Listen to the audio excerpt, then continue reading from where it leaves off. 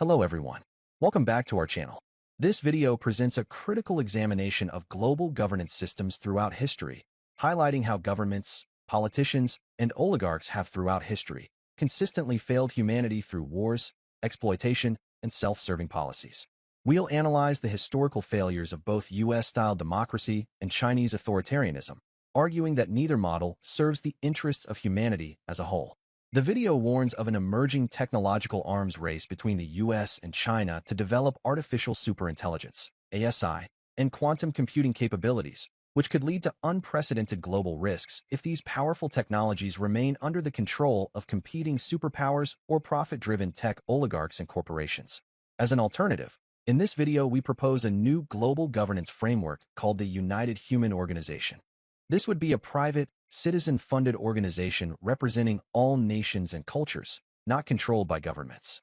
It would leverage blockchain technology for transparent voting and oversight, and would develop benevolent ASI to guide global affairs according to collective human values rather than narrow national or corporate interests. We envision how these technologies, properly governed through a global citizens initiative, could bring about unprecedented benefits, eradicating diseases, extending lifespans, solving climate change, optimizing resource distribution, and creating material abundance for all humanity. We conclude by emphasizing that the future of humanity depends on choosing collaborative governance of these powerful technologies rather than allowing them to be controlled by competing power blocks. This video is in 3 parts. Part 1 is titled, The Failure of Current Global Governance.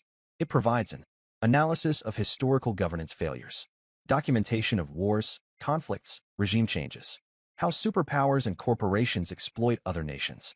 Part 2 is titled, The Emerging Technological Threats and Opportunities. This includes the rise of the technolords, the US-China technological arms race, the unprecedented risks of ASI under competitive control. Part 3 is titled, The United Human Organization, a New Framework for Global Governance. It has the detailed proposal for the United Human Organization structure, how blockchain, ASI, and quantum computing would work together, the potential benefits of properly governed technology, and vision of the utopian possibilities.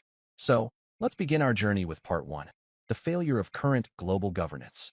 Imagine our world is run by artificial superintelligence entities, or ASI as it is called, and not governments and corporations.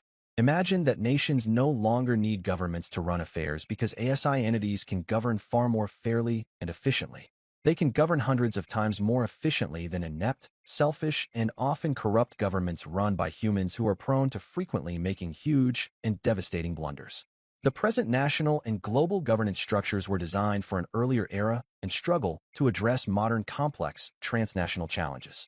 Meanwhile, technologies like artificial intelligence and quantum computing are advancing at unprecedented rates, creating both extraordinary opportunities and existential risks. We need governance frameworks sophisticated enough to harness perhaps these last human inventions, as AI is all set to outperform human intelligence, some say within the next decade, if not sooner.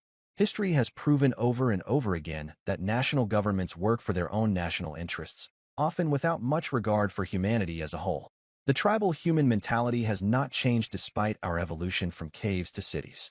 Our thinking is still tribal, even though we have grown into nations consisting of millions of people, from ancient tribes consisting of just 75 to 100 people at most.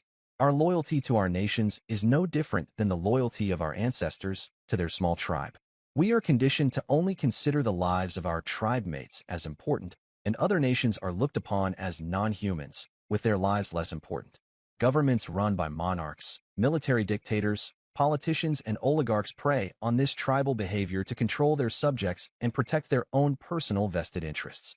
Throughout human history, they have led their tribes, now nations, into wars and conflicts. Sometimes religious motivations have fueled conflicts, such as the Crusades, and many times it is territorial expansion and cultural domination. You can trace this back to countless military campaigns, from Alexander's conquests to the Roman, Islamic, and European expansion through wars, battles, and colonial conflicts. The European colonization of Australia resulted in the systematic dispossession and decimation of Aboriginal peoples through frontier violence, disease, and deliberate policies aimed at eliminating indigenous cultures. Similarly, the Spanish conquest sanctioned by the Spanish Queen Isabella and led by Hernán Cortés devastated the Aztec and Maya civilizations through warfare, disease, and cultural suppression, while in North America, the expansion of European settlements led to the forced displacement and decimation of Native American tribes through events like the Trail of Tears and battles such as Wounded Knee. These patterns of ethnic cleansing and racial subjugation underpin human nature and its compulsion of conflicts across continents and eras, from the Battle of Blood River in South Africa in 1838 to colonial conquests worldwide. It is a clear demonstration of how the drive for territorial, religious, and cultural dominance has repeatedly led to the marginalization and elimination of indigenous peoples and minority groups throughout human history. We would have hoped that the 20th century would start off on a peaceful note. After all, humans had become more civilized, or at least it seemed from the way in which cities were developing and well-lit. But human nature could not resist conflicts and violence. World War I, which began in 1914 and lasted for 4 years, emerged from a complex web of territorial ambitions, nationalistic fervor, and imperial competition, with battles like Verdun and the Somme exemplifying the devastating human cost. Millions of souls perished, and the economies of warring nations and livelihoods of many more millions of their citizens came to a standstill. In 1939, World War II saw these elements intensified through racial ideology, with the Nazi regime's quest for living space and racial dominance leading to unprecedented destruction across Europe and the Pacific, including the battles of Stalingrad and Normandy. An estimated 70 to 85 million people died during World War II, making it the deadliest conflict in human history, with a significant portion of those deaths being civilians who had nothing to do with the decisions to go to war. Some historians blame two leaders, or rulers, Adolf Hitler and Winston Churchill, for the financial collapse of the entire continent. This collapse was so monumental that beyond going financially bankrupt, Europe lost most of its childbearing youth and now have a negative overall population growth rate. In the East, Japan inflicted unprecedented casualties on China and its other neighboring countries just to suffer a total collapse of its own civilization in the end. Some experts predict that the Japanese culture, including the Japanese language, will disappear into the wells of history within the next 50 years, since Japan has the lowest birth rate in the world. World War II virtually cost the once formidable and admired Japanese Empire their entire centuries-old civilization and culture. The ancestors of Japanese people had carefully nurtured their civilization and culture with immense sacrifices and hard work, but a small number of ambitious Japanese generals and politicians blew it all away, or shall we say it was blown to smithereens in seconds by just 2 nuclear bombs. One would think that after World War II, leaders of nations would have learned their lesson of entering into reckless conflicts. In the Second World War, several empires were obliterated. The British, French, Italians, and the Japanese had lost most of their youth.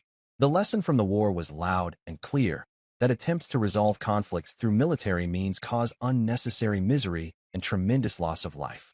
But once again, humanity's insatiable appetite for wealth and power prevailed over better judgment. In this century, the 2003 invasion of Iraq stands as a stark illustration of how easily a superpower with unwise leadership, aided by ethically deficient and compromised mainstream media channels, can manipulate world opinion to pursue hidden objectives. Under the false pretense that Iraq possessed weapons of mass destruction, a claim later proven entirely fabricated, the United States launched a war that resulted in hundreds of thousands of Iraqi deaths, destabilized an entire region, and decimated a society with ancient cultural roots. The real motivation, many scholars and analysts have concluded, centered on securing access to Iraq's vast oil reserves and establishing strategic military presence in the Middle East. Despite worldwide protests and insufficient evidence, sophisticated media campaigns with the collaboration of mainstream media and carefully crafted intelligence narratives swayed enough international opinion to enable a devastating military campaign against Iraq. The consequences for USA of this blunder are still being felt 21 years after the invasions. USA lost $6 trillion in the wars of Iraq and Afghanistan, and went from a once respected sole superpower with a $500 billion in surplus to a controversial, untrustworthy, and near-bankrupt and confused empire with over $36 trillion in national debt. Now imagine if those $6 trillion had been spent to uplift the living standards of American citizens and modernize the national infrastructure. Moreover, a portion of that would have been enough to provide free higher education, housing, and health benefits to all Americans for years to come.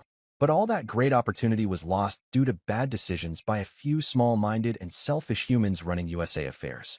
According to well-renowned geopolitical scientists and global economic experts like Jeffrey Sachs, Noam Chomsky, Richard Wolff, Robert Fisk, Robert Reich, Yanis Varoufakis, Chris Hedges, David Frum, and countless others. The once respected sole superpower, USA, might be on the brink of losing its unipolar global power and influence, and our world might be entering a bipolar era with China, Russia, and perhaps a conglomerate of other collectively wielding equal or even more power.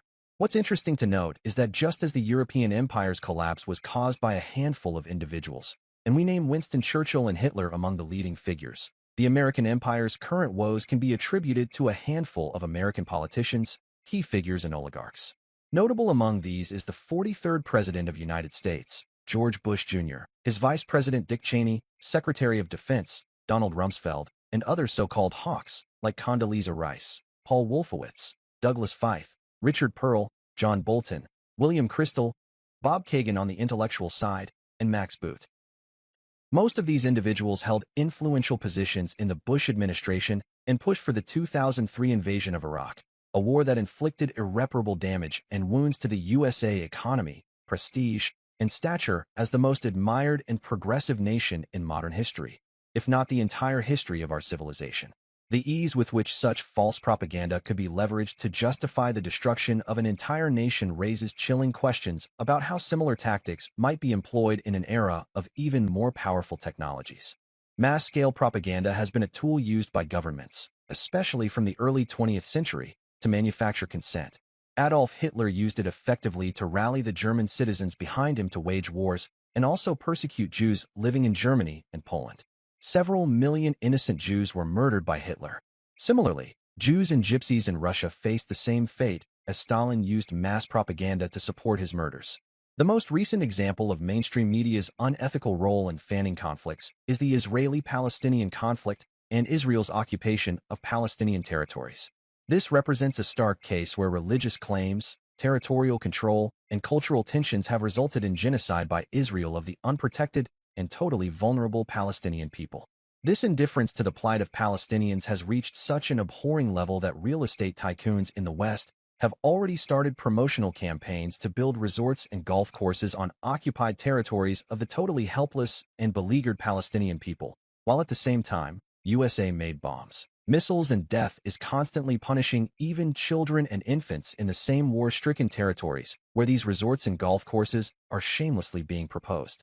The irony is that all this is happening despite the United Nations organization having passed numerous resolutions supporting Palestinian statehood and refugee rights, from Resolution 181, 1947, recommending partition, to Resolution 194, 1948, affirming refugee rights, Resolution 3236, 1974, reaffirming Palestinian self-determination, and more recent measures upgrading Palestine's status.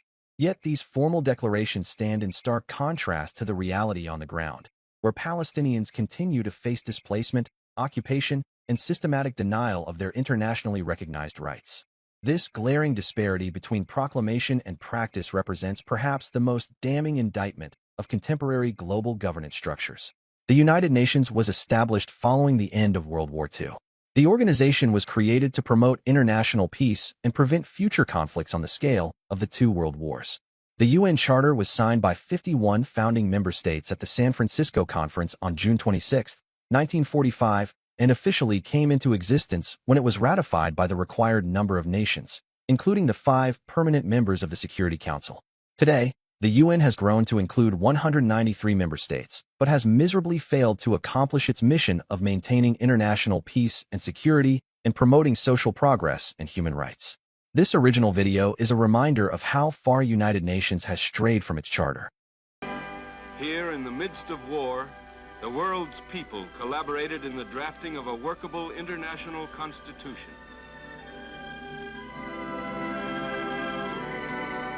It was a conference to write a people's charter, opening with the words, "We, the people of the United Nations, determined to save succeeding generations from the scourge of war, which twice in our lifetime has brought untold sorrow to mankind."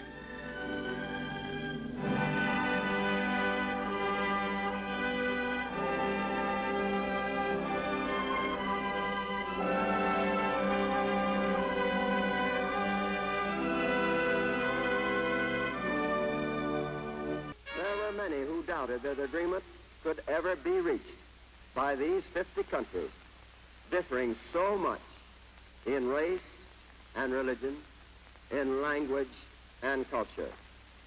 But these differences were all forgotten in one unshakable unity of determination to find a way to end war.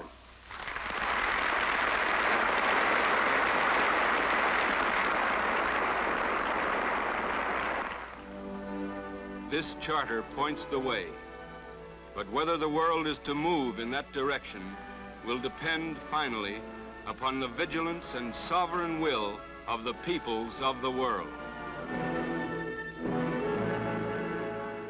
The very superpower that championed the UN's formation and its binding charter, which explicitly mandates maintaining international peace, upholding international law, and promoting universal respect for human rights and fundamental freedoms without distinction, has repeatedly wielded its veto power to shield its regional ally from accountability while providing billions in military aid that enables continued violations.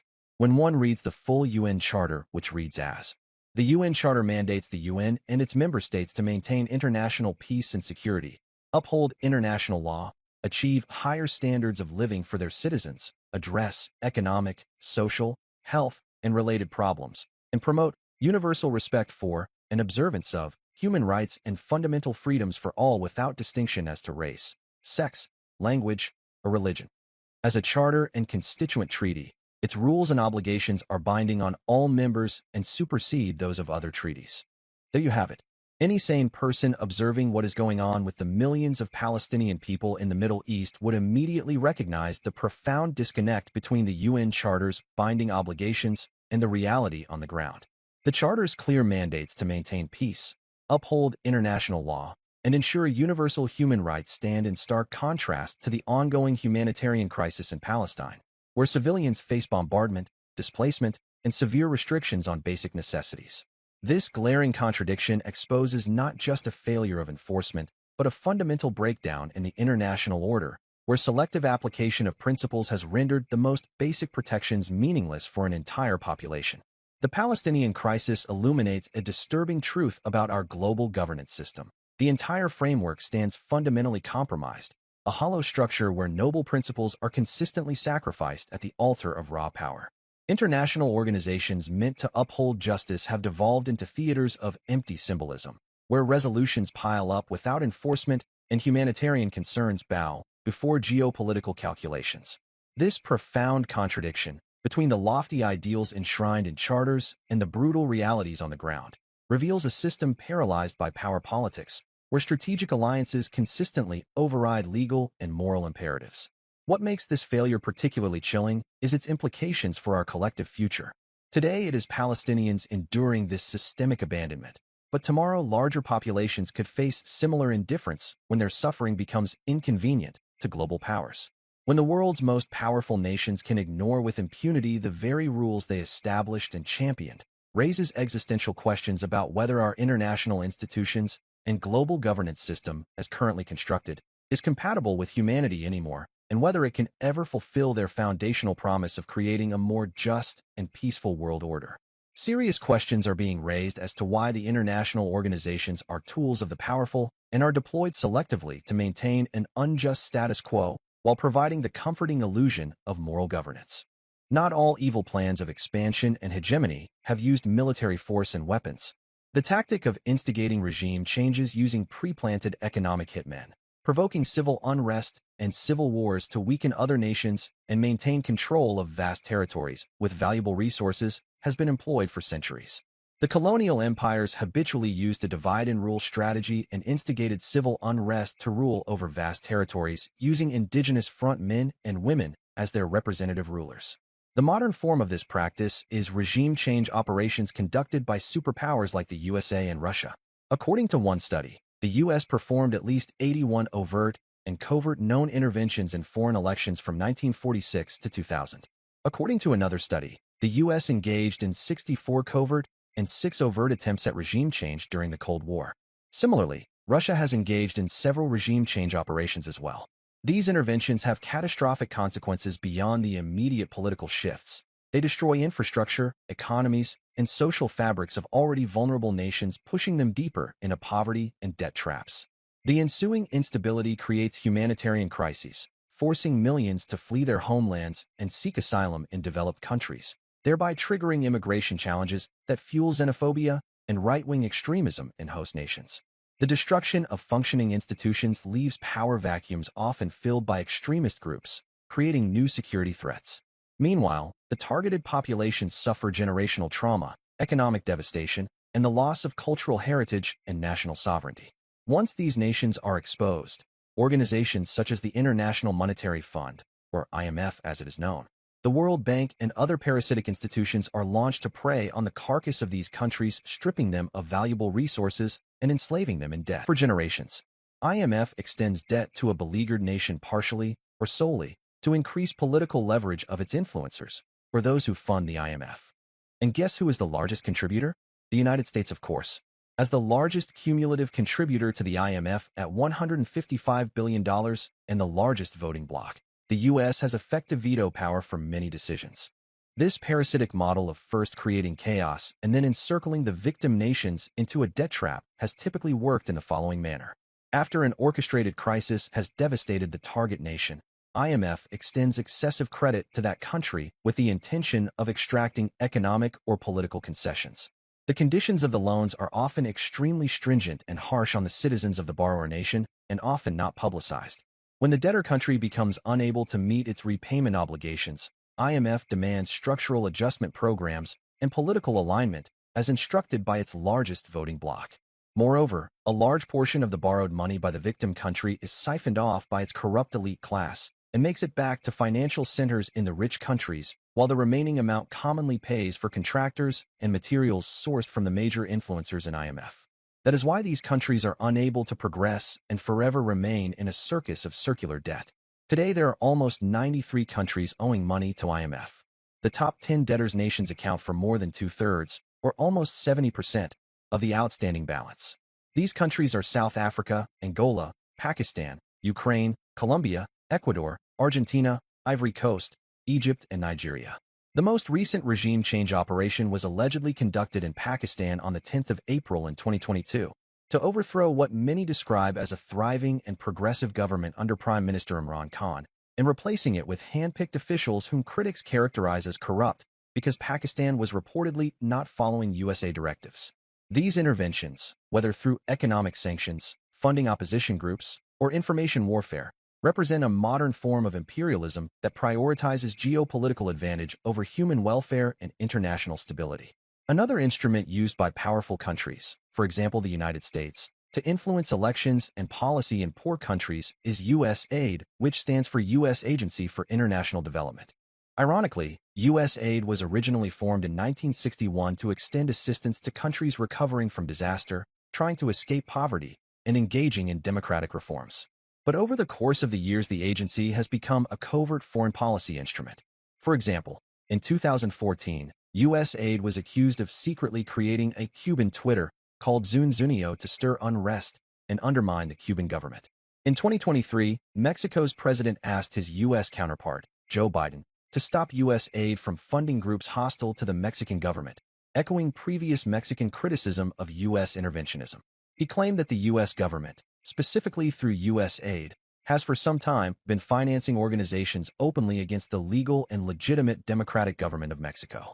While the U.S. has long touted U.S. aid, in part, as strengthening young democracies, it has used U.S. aid to support friendly dictators and authoritarian regimes during the Cold War, including Taiwan, Pakistan, and South Korea when they were under military rule, and the Democratic Republic of the Congo under Mobutu Sese Seko. During the early years of the 21st century, when the United States was busy with its wars in Iraq and Afghanistan, another emerging nation accelerated its pursuit towards becoming a superpower. This nation was no other than China, the largest trading partner of the U.S. and also the largest U.S. Treasury bonds buyer. So in essence, China was selling its goods to the U.S. and investing the sales proceeds in U.S. Treasury bonds. This debt to China amounted to trillions of dollars and provided the U.S. with money to keep the domestic economy wheels spinning, as well as money to finance the expensive wars. But once China surfaced as a formidable economic and military force, they made their move and initiated their devious plans for global hegemony.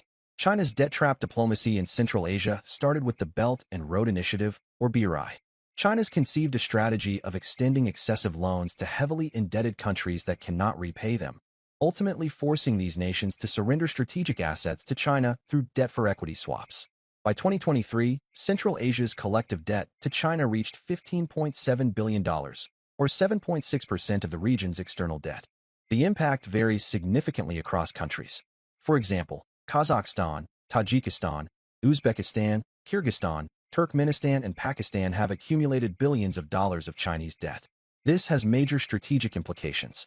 Kyrgyzstan and Tajikistan are most vulnerable to surrendering infrastructure if unable to repay.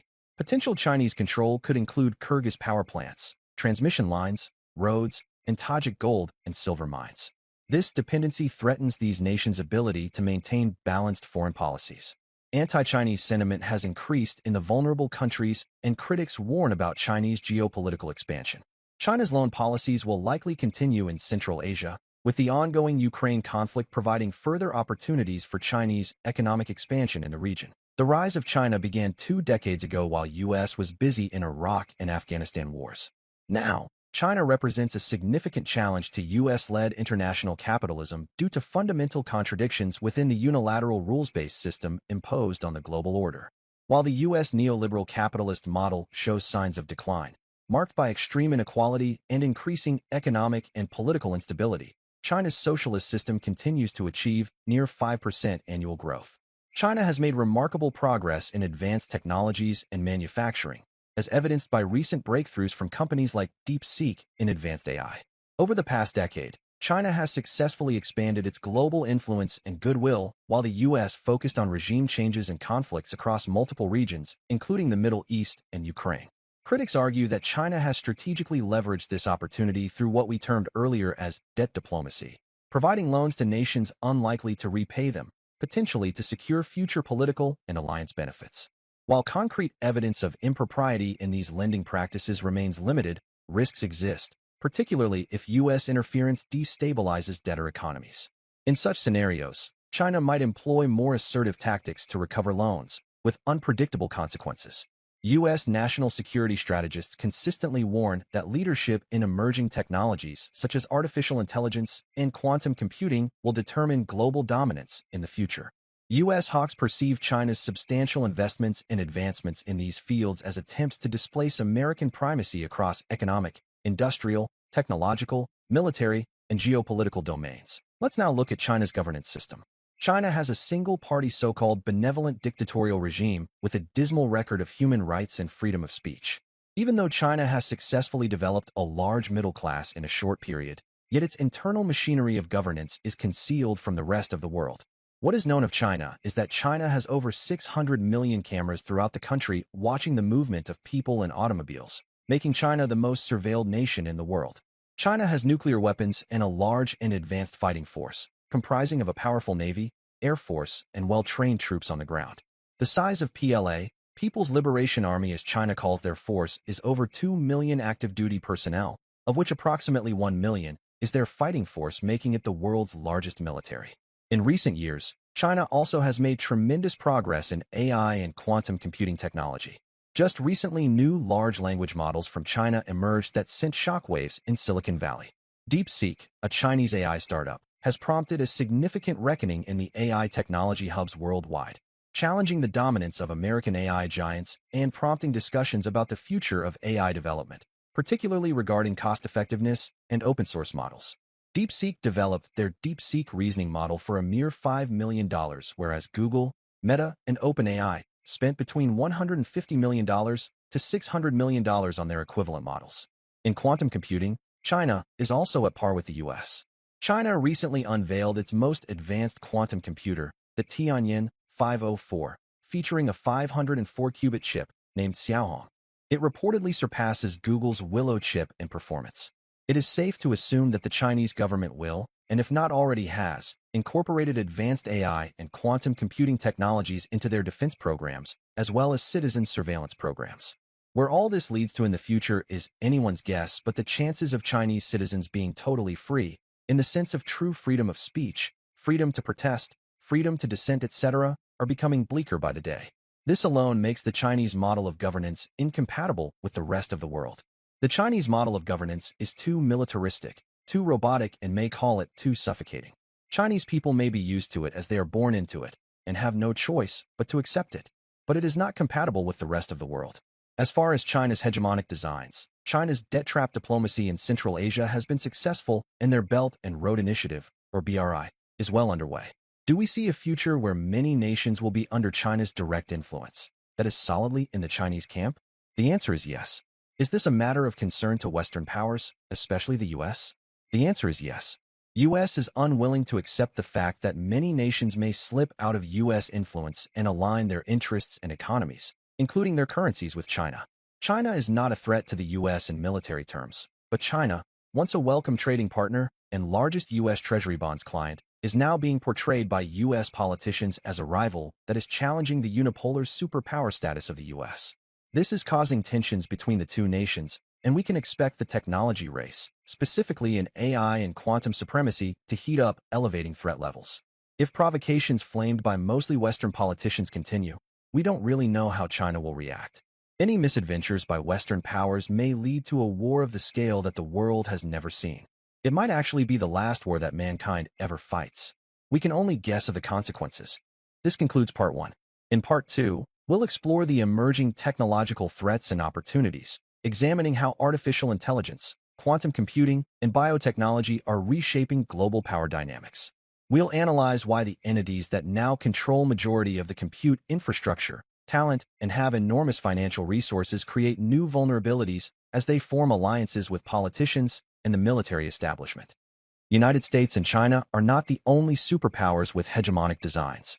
There is a third force that geopolitical and strategic thinkers believe is rising to challenge the status quo of running global affairs. The former Greek finance minister Yanis Varoufakis calls this force technolords. He argues that capitalism is being replaced by techno-feudalism, a new system characterized by cloud capital and non-wage labor extraction. For historical context, techno-feudalism first took roots in the Silicon Valley, California in the 1990s and generated enormous wealth for a few young tech entrepreneurs. Notable among them was the group commonly known as the PayPal Mafia, which refers to former PayPal founders and employees who went on to create successful technology companies, including LinkedIn, Palantir Technologies, SpaceX, Tesla, YouTube, Affirm, and others. Besides the PayPal Mafia, there were several other tech entrepreneurs who became billionaires in a short span of less than a decade. This new form of capital, cloud capital, is based on systems that create a dialectical ping-pong, where users train algorithms that then train users. This creates extraction of value without traditional wage labor. There are three main powers that cloud capitalists have been able to accrue for themselves. The power to manipulate preferences at scale through algorithmic learning. The power to extract non-waged labor, which means content creation and data generation, etc. And the power to accumulate unprecedented wealth without profitability through financial markets, which allows them to spawn or acquire new innovative companies, creating a cycle of perpetual growth. They just keep getting bigger and wealthier without producing anything or showing any profits. In essence, they have successfully replaced traditional markets by algorithmic fiefdoms. Notable examples are Amazon, Meta, formerly Facebook, Google, LinkedIn, X, and other platforms. Like medieval feudal lords who extracted rents from their land tenants, these new tech giants extract value directly rather than through markets. Amazon does not manufacture any product. They extract value from the data of consumer behavior and commissions from the merchants who sell their products on the Amazon platform. These platforms have become so massive that their valuations are several times more than GDPs of entire countries. Supporting technology innovation and spawning new companies, however, is not their only interest. They gradually started delving into politics as financiers of Democratic Party candidates, and over the years consolidated unprecedented political influence and power. For example, after Donald Trump's 2024 election victory, tech billionaire Elon Musk, one of the founders of PayPal, has gained direct influence in government. He is the co-lead Trump's new Department of Government Efficiency, DOGE. This tech political alliance is a convergence between tech libertarianism and right-wing politics, with figures like billionaires Elon Musk, Peter Thiel, and Vivek Ramaswamy gaining direct influence in the incoming and most likely future administrations. There are major global implications of this tech political alliance with ramifications that go beyond the U.S., potentially threatening democratic institutions worldwide, and empowering authoritarian regimes. This concentration of wealth and political power in the hands of a few tech billionaires represents a significant challenge to democracy. The oligarchic behavior of these billionaires is already raising serious concerns in terms of defying democratic institutions. One incident is Musk's standoff with Brazil's judiciary when he refused to comply with legal orders regarding his social media platform X, formerly Twitter. The tech libertarianism and right-wing politics alliance can be traced back to 2016. Peter Thiel was the first of these tech billionaires to embrace Trump in the 2016 elections, speaking at the Republican National Convention, donating $1.25 million to support the campaign, and even working alongside Steve Bannon on Trump's transition team. According to New York Times, Peter Thiel also helped current U.S. Vice President J.D. Vance raise $120 million for his own venture firm, Narya Capital. When J.D. Vance ran for Senate in 2022, Thiel was by far the biggest donor to his super PAC, giving $15 million and helped him in getting elected. This was followed by Elon Musk donating more than $238 million to his own political action committee, America PAC, which aggressively campaigned on the ground in swing states for the Trump campaign. Musk donated an additional $43 million to RBG PAC and other pro-Trump groups, for a total of $281 million. Experts believe that now the Trump administration plans to unite populists with Silicon Valley tech giants against China. For example, Marc Andreessen, the founder of the first web browser Mosaic and co-founder of Netscape, has been actively preparing for a potential war with China in 2027, including developing tabletop exercises to simulate supply chain disruptions. J.D. Vance is actively promoting Marc Andreessen's Techno-Optimist Manifesto, which argues that technology, particularly artificial intelligence, is the solution to all problems that America is facing and can unite both populists and tech elites to solve these problems. This is a contradiction and an utter lie because while these tech leaders often speak about democratization and free speech, their actions frequently contradict these stated values, using their platforms to manipulate information and consolidate power. Why is it so troubling that the techno-lords are beginning to wield so much political power and influence that they are able to help elect senators, vice presidents, and presidents? This is alarming for many reasons, but foremost of them are: first, techno-lords appear to have established a beachhead inside the White House and will no doubt promote their agenda of regulatory changes, most likely strengthen government regulations in artificial intelligence development where it suits them in form of regulatory capture and reduce oversight where they need total freedom to do whatever they want. Secondly, the techno-lords have acquired enormous compute, talent, and capital to acquire or develop futuristic technologies like advanced artificial intelligence large language models, quantum computers, robotics, self-driven automobiles, and biotech companies that are developing longevity-related drugs. These tech leaders control vast amounts of data, wealth, and digital infrastructure with minimal accountability. This is not trivial, because advanced AI in the hands of a coalition of tech giants with their asset of surveillance capital, which is the data they have collected on citizens on their platforms over the past 2 decades, and the authoritarian right-wing leaning government will result in enormous power. Enough power to slowly chip away at the Constitution, defy the courts, and tighten the noose around citizens' rights under the garb of benevolent dictatorship. Once a tipping point is reached, that will be the end of democracy in America and the beginning of the establishment of a single-party government similar to China for the rest of America's future.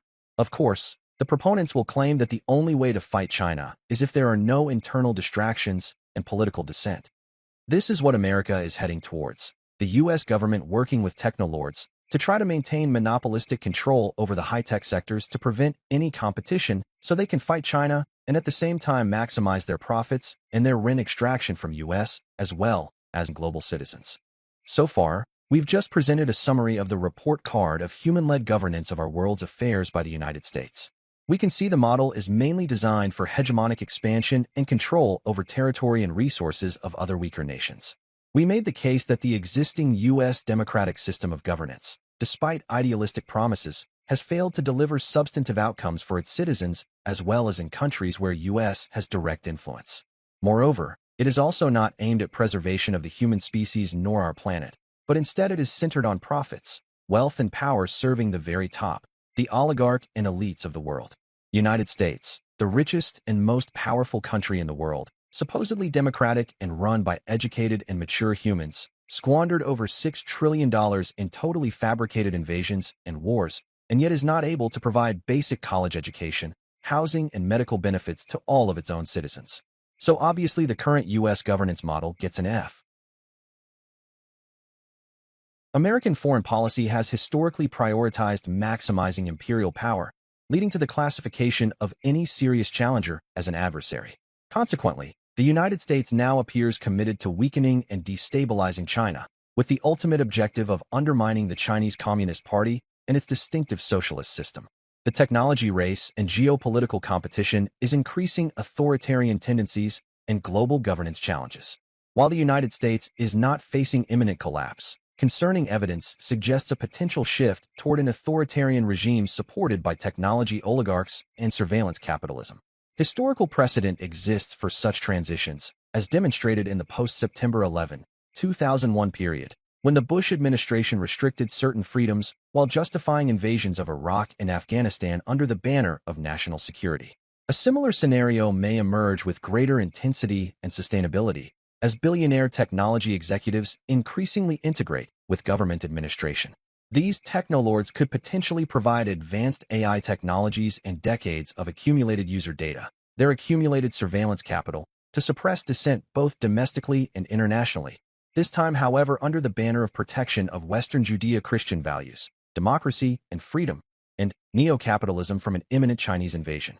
The prospect of oligarchic control over the United States, digital subjugation of citizens, and escalating confrontation with socialist China presents grave concerns for the global population of approximately 9 billion people who lack agency in these developments. The current geopolitical landscape suggests that peaceful coexistence and prosperity face significant challenges. The world appears to be dividing into two primary blocks, one led by the United States and another centered around China, both exhibiting authoritarian characteristics, though expressed differently. China's governance model raises sustainability questions due to its one-party socialist structure, generating widespread mistrust. Simultaneously, the United States has become increasingly unreliable, failing to meet domestic obligations while repeatedly interfering in sovereign affairs, defying international institutions including the United Nations and International Criminal Court, and committing other violations. Global confidence in American leadership has eroded substantially and is unlikely to recover. Amidst this bifurcated emerging global order, we have a new technological threat multiplier. The combination of advanced artificial intelligence, quantum computing, and nuclear and biological weapons in the possession of two intensely nationalistic rivals presents an unacceptable risk to humanity. Despite apparent isolationist tendencies, the United States maintains hegemonic aspirations through economic leverage, regime change strategies, and alliance networks to preserve influence. Both superpowers are constructing competing alliance systems, the United States with traditional Western partners, and China with Russia and various nations across Latin America, Asia, and Africa. The existing international governance framework has proven inadequate, undermined particularly by U.S. actions against institutions like the UN and ICC. The most immediate danger lies in direct military confrontation between these powers as they compete for influence in overlapping regions. However, the fundamental problem remains, which is the accelerating development of technologies approaching superintelligence, coupled with the persistent failure of effective global governance.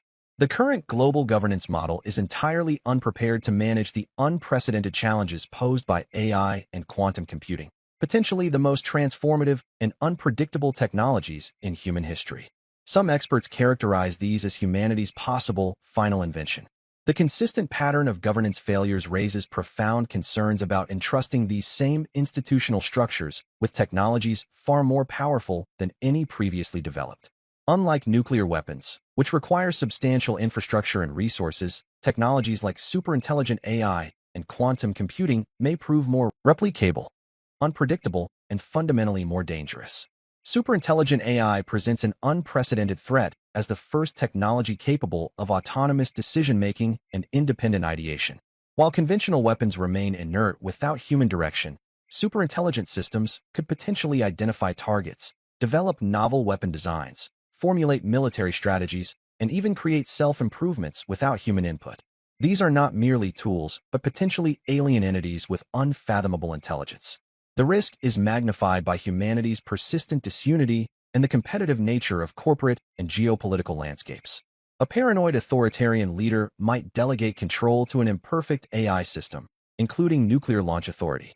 AI developed in one nation could deploy undetectable disinformation, fraudulent financial operations, and synthetic identities across borders, undermining the foundational trust necessary for functional societies. In the emerging data colonies of the 21st century, dominance will not require military force but control of information infrastructure. Imagine foreign powers possessing complete personal histories of every politician, journalist, scientist, military officer, and executive in a target nation. Competition between these new empires creates a dangerous environment where cyber weapons, humanoid soldiers, and superintelligence-equipped drones can be deployed covertly without clear attribution, lowering barriers to conflict initiation and escalation. We are at a critical inflection point. Humanity has moved beyond questioning whether these technologies can be developed. The pressing question now is whether our governance systems have evolved sufficiently to manage them responsibly, prioritizing human security and collective prosperity rather than serving narrow interests, as has historically been the case.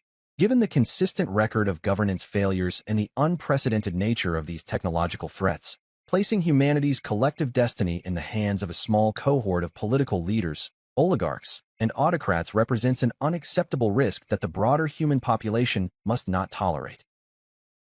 Part 3. A new framework for global governance, quantum AI. So meanwhile, what do the 9 billion humans belonging to all nations of the world do? Part 3. A new framework for global governance, quantum AI. So meanwhile, what do the 9 billion humans belonging to all nations of the world do? Should we just wait on the sidelines and witness this new geopolitics chess game and power struggle between two superpowers with totally opposite ideologies play out? Should we just let the politicians, dictators, and elites keep playing Russian roulette with the world as we bet on the dreadful consequences? Or should we collectively act as the rightful and as by far the largest stakeholders on the planet to ensure protection of our humanity and future of biological life on this planet? And the word we here means all the global citizens of the world. People who have been conditioned through the centuries to have governments look out for the safety and welfare now must break free of that conditioning. We, the people, do have a choice, but most of us, A, do not know about this choice, and B, we are not able to organize and mobilize a global effort and sufficient power to turn around the governance systems of the world that can ensure our mutual survival.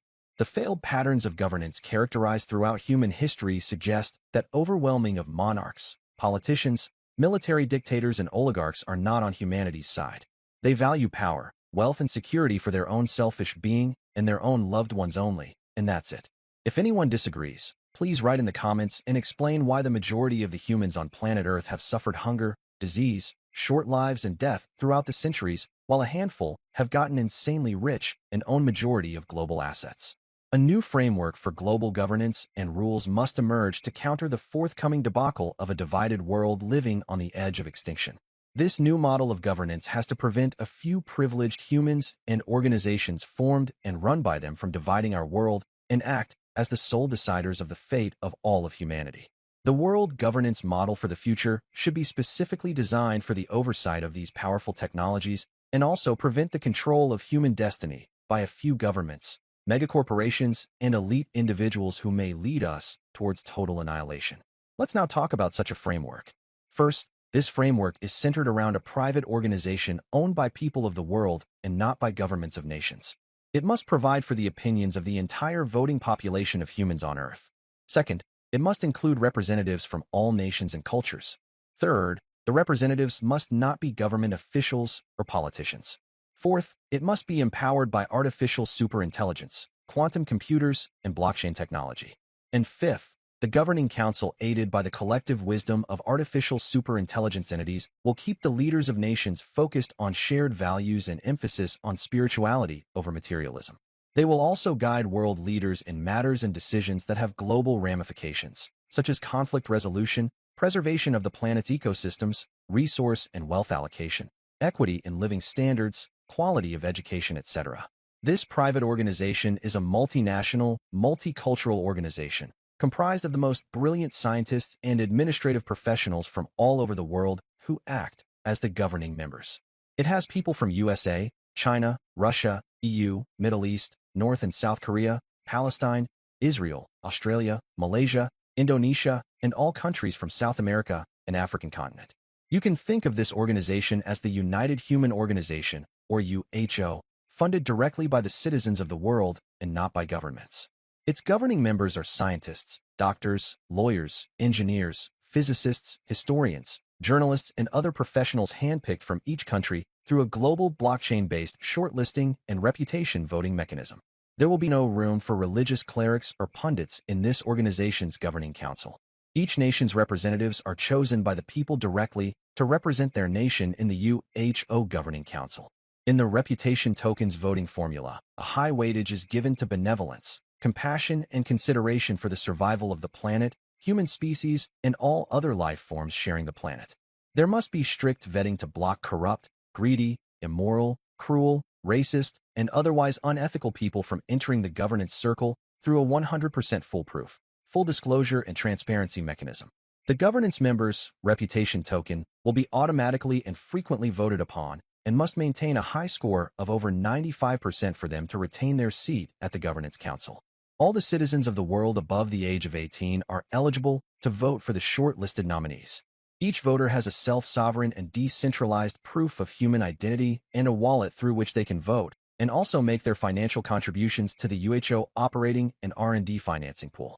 Individuals, organizations, and businesses from all across the world who can afford to contribute from as little as $1 a month to up to a maximum of $2,000 only per month are encouraged to set up automatic monthly contributions.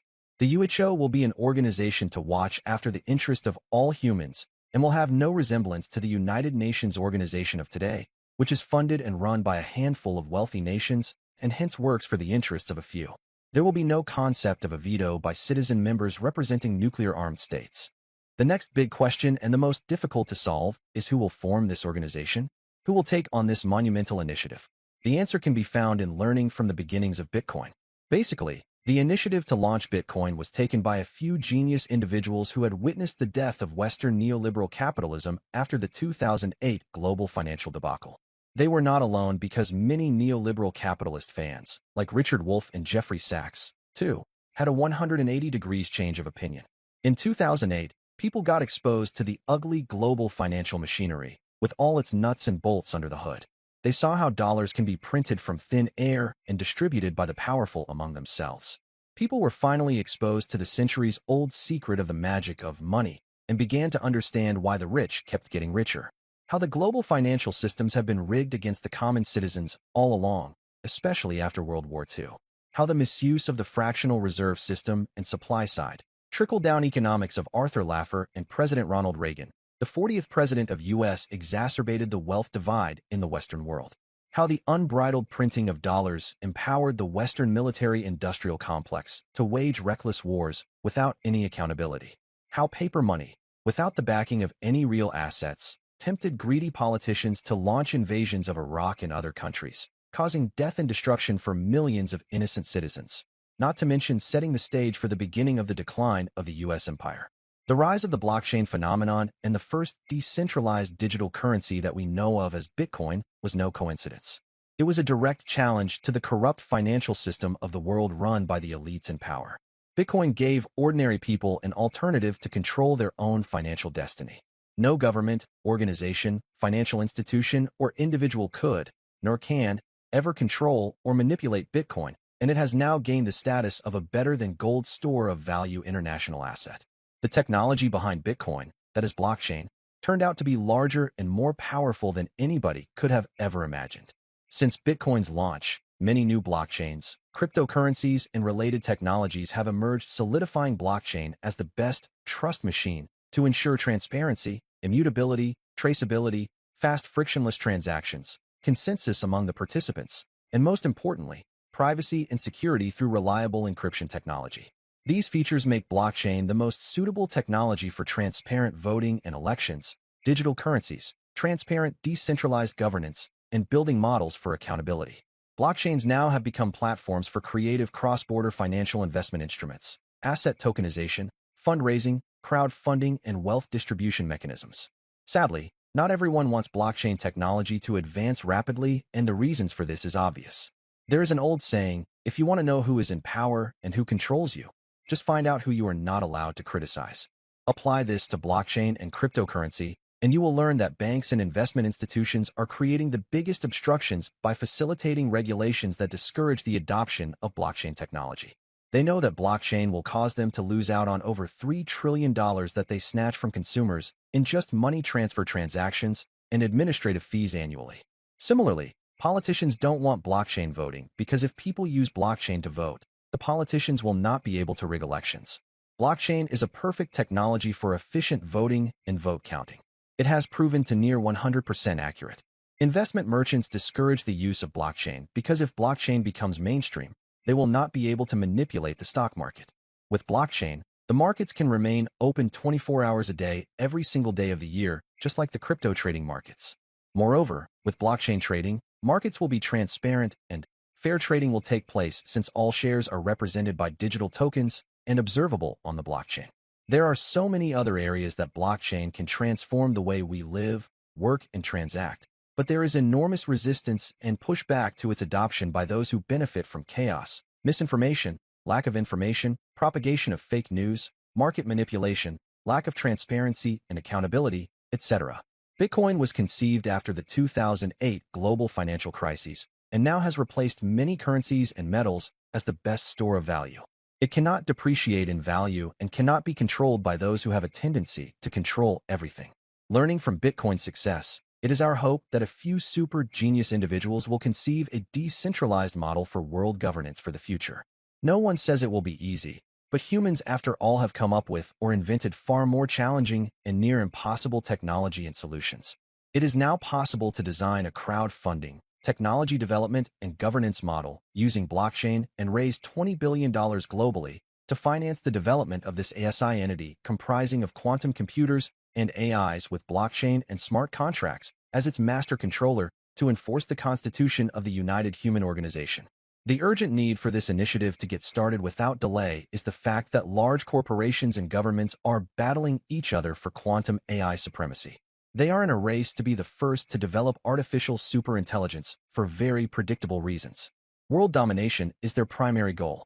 USA does not want China to develop ASI capability first. China does not want USA to get that capability. Russia, Israel, India, EU, Japan, and all others want ASI capabilities as a deterrent. And the consequences of this hurried and reckless race are going to be devastating for humanity overall.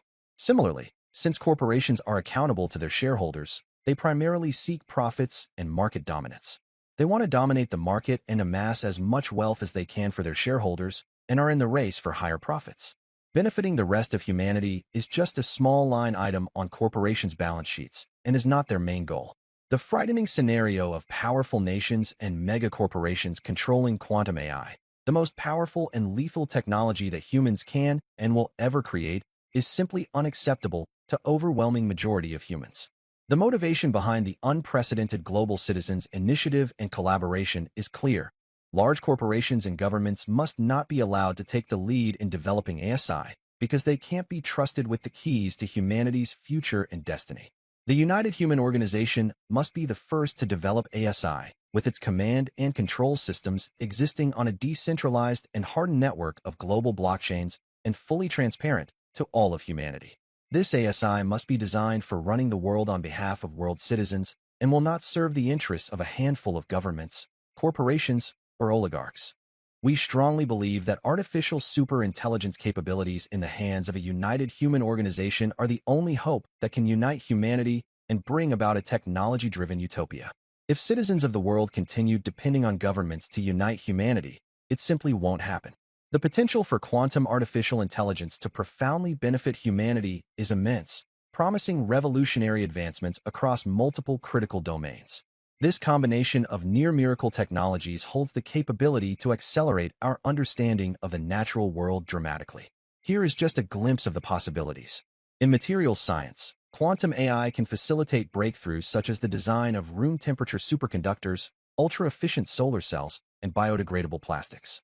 In the realm of healthcare, it can simulate molecular interactions with unprecedented precision, dramatically shortening drug development timelines from years to mere months and enabling personalized medicine tailored precisely to individual needs. Similarly, quantum AI holds promise for climate science by creating more accurate climate models, optimizing carbon capture technologies, and significantly improving weather forecasting. Beyond scientific discovery, quantum AI has the potential to optimize societal systems and resource management, drastically reducing waste and inefficiency. We could transform our energy infrastructure world, creating smarter grids that seamlessly integrate renewable energy sources while reducing waste. Transportation and logistics could become significantly more efficient through complex quantum-optimized routing, resulting in lower fuel consumption, reduced emissions, and quicker deliveries.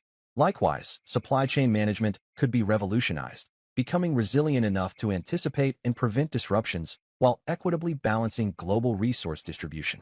Imagine a world enabled by quantum AI, where every resource is precisely allocated to address humanity's greatest challenges. In this envisioned utopia, material abundance would be achievable through perfectly predictive supply chains that eliminate waste and quantum-optimized fusion reactors delivering clean, unlimited energy globally. Food security could be guaranteed by indoor farming systems optimized to maximum efficiency, ensuring nutritional abundance worldwide. Health and longevity could reach unprecedented levels in this quantum AI-enabled society. Quantum simulations could eradicate diseases by identifying cures and treatments through precise molecular modeling. Advances in understanding aging at a cellular level could substantially extend healthy lifespans, while enhanced comprehension of neurochemistry could dramatically improve mental well-being. Furthermore, societal systems could become harmoniously coordinated, fulfilling individuals' needs through optimized governance and decision-making processes.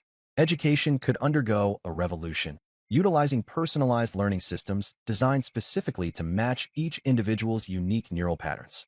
Such tailored educational approaches would unlock unprecedented creative expression and deeper cross-cultural understanding, fostering cultural flourishing worldwide. Despite these promising developments, a fully coordinated society can balance this utopian potential with realistic considerations. Human governance will remain central, with artificial superintelligence, ASI, serving primarily as an enabling tool rather than a replacement for human oversight. Human flourishing will continue to be the defining characteristic of this technological utopia. Achieving this future will require first a global awareness and then a commitment to collective responsibility, ensuring inclusive, transparent decision-making regarding technology deployment and management. The future we build depends upon our careful stewardship of these transformative technologies. In conclusion, as a human species, we stand at a critical juncture in our collective human history, facing an alarming scenario where two global superpowers with extremely opposing ideologies, already heavily armed with weapons of mass destruction, are poised to acquire artificial superintelligence, ASI, capabilities. Their competing ambitions for global hegemony risk perpetuating global divisions and fostering continuous conflicts, with unpredictable and potentially catastrophic outcomes. This scenario closely parallels the geopolitical tensions experienced during the 20th century Cold War, but poses far greater risks due to the unprecedented capabilities inherent in ASI.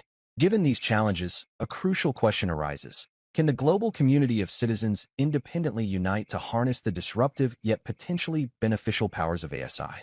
Moreover, is it feasible to develop and deploy a benevolent ASI tasked explicitly with managing global affairs according to humanity's shared aspirations and ethical standards? The successful and ethical utilization of these powerful technologies requires a significant shift in our collective mindset. Soon, the power to shape our collective future will be firmly within our grasp, demanding deliberate consideration about the kind of world we aim to create.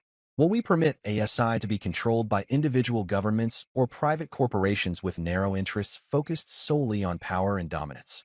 Alternatively, will we embrace a collaborative approach to ensure these transformative technologies serve all humanity equitably?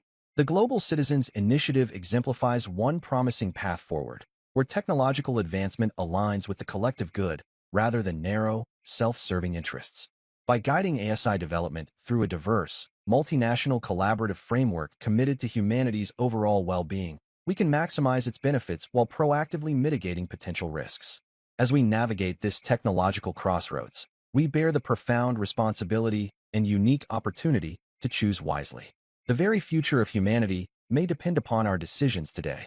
Imagine a world where hunger is eradicated, diseases become relics of the past, and every individual has the chance to fulfill their unique potential. Such a world, while ambitious, is increasingly attainable as we enter the era of advanced artificial intelligence and quantum computing. These groundbreaking technologies alone will not automatically deliver this ideal future, yet they equip us with unprecedented tools to collaboratively build it. Just as classical computing and innovative software revolutionized society during the 20th century, quantum computing coupled with AI promises to redefine our possibilities in the 21st century. Envision a world where humanity has overcome its greatest challenges and can fully embrace exploration, creativity, and meaningful connections. Thank you for watching and taking the time to explore this critical conversation about our collective future.